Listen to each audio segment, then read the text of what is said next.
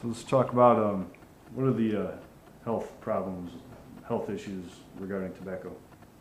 Okay, the health issues and the major problem regarding tobacco is that it is dangerous to smokers and dangerous to non-smokers.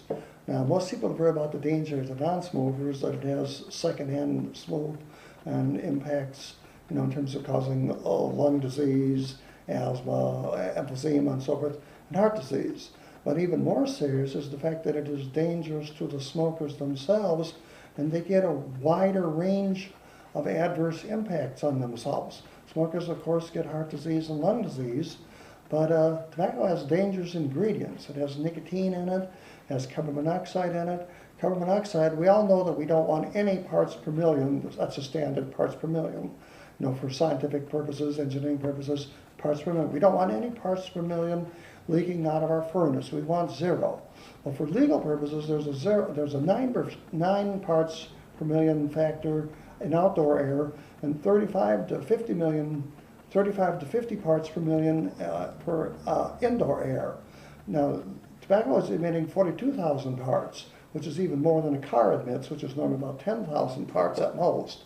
And so carbon monoxide has been known for well over a century that it causes internal bleeding in the brain, leads to strokes, weakens the blood vessels, and so it's very dangerous that way. Nicotine is also very damaging to the brain. And so with that double combination, smokers are getting brain damage, not just the heart and lung disease, but the extra thing, and we'll get into why that's such a bad thing in a moment.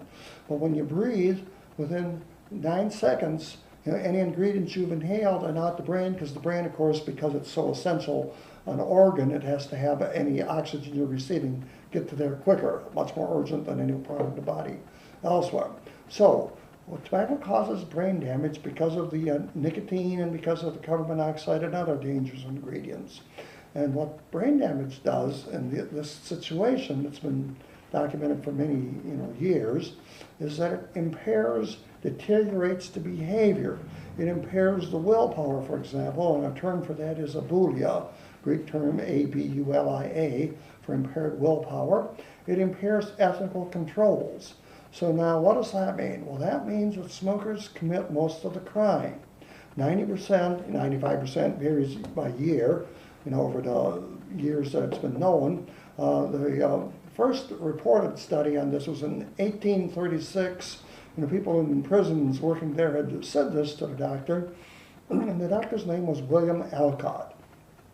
So he published this. The shocking thing about tobacco is that it's turning people into criminals by impacting their brain. William Alcott. Well, who is William Alcott? Well, everybody's heard of Louisa May Alcott, of the famous Little Women. Well, he is the uncle. He's publishing this in 1836. That tobacco use leads to crime.